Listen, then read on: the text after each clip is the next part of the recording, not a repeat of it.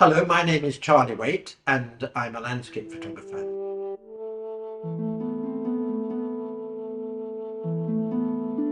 And I'm often asked which image of all the images that one sees in landscape photography, which image is my absolute favourite. I have no question about that. It is the wonderful, striking, most breathtakingly beautiful image of the planet Earth made on the 7th of December 1972 by the crew of the Apollo 17 spacecraft. When we see this photograph, it has been shown that many people have regarded it as their most favourite photograph of all time.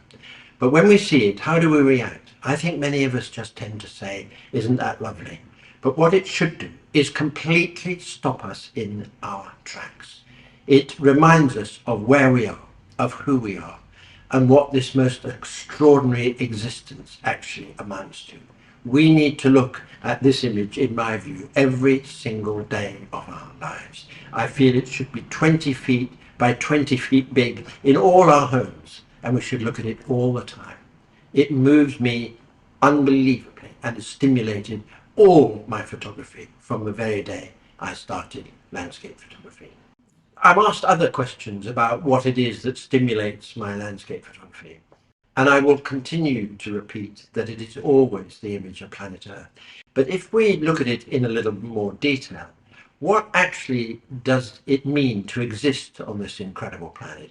Why should we not appreciate and love and be immersed, totally immersed in nature more than we are? In my view, we have been running by the side of nature. We perhaps don't absorb it nearly as much as we should.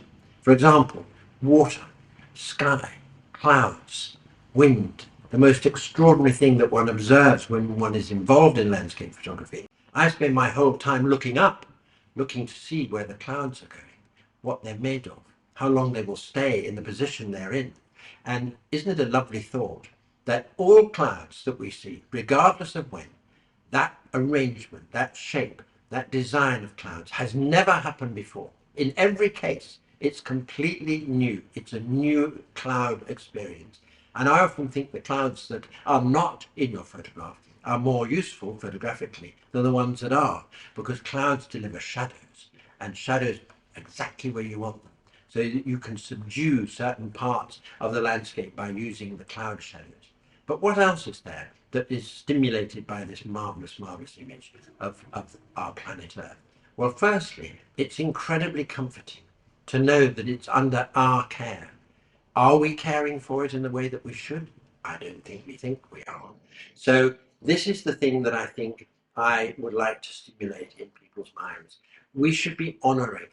We should be seeing it as regal, as stately, whatever word you want to use. And I feel that if we could do that, if we really could do that and put it as number one consideration in our entire lives, I think we are in with a chance, because right now it's panic stations, and I think we all know that.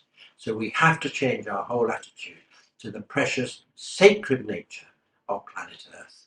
And if we can do that, then we will all be better off for that. One of the other things that I particularly love is, of course, trees. And I'm just going to read a little bit. They are the architectural climax of evolution, the longest living organisms on Earth, and even in their depleted ranks, still provide the world's largest engine for converting the sun's energy into living tissue. And one of the things I particularly like about trees is that if you think about them, they are noble, they are regal. I picked up an acorn the other day and I held it in the middle of my hand and I said out loud to it, one day you have the chance of being 500 years alive. This little tiny acorn.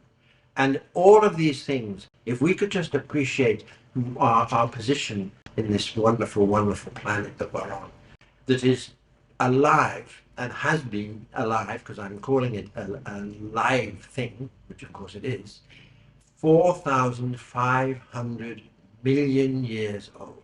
4,500 million years old. If one just thinks about that, it is an extraordinary moment of realization. But the trees matter to me a huge amount. And also appreciation of the landscape can be, if you like, articulated in a way that the great Ansel Adams, the American landscape photographer, was able to do. It is said that he was able to convert geographic reality into transcendent emotional experience. Wonderful word. Wonderful sentence. Geographic reality into transcendent emotional experience. What his images were able to do was to literally transport us to that place where he was with his camera, appreciating this extraordinary landscape that he was in the midst of photographing.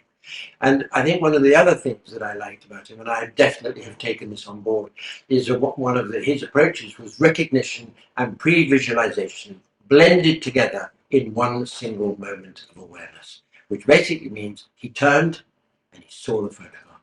He saw it in its entirety, and his mission was to produce an image that at the end of the day replicated or had parity with what he experienced emotionally.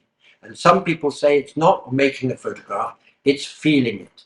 And it's a multi-dimensional, complex production. It is not just a photograph, because what we're trying to do is to try and produce a photograph that echoes our response to human existence, to the tree we were just talking about, to sky, to light, to water most especially. And the fact that we can immerse ourselves quite literally into the most beautiful lake and try and produce a photograph that has some, if you like, sends you to a place of magical place where water is absolutely everywhere and you're truly immersed into it. It's a wonderful, wonderful experience if you can do it in a photograph.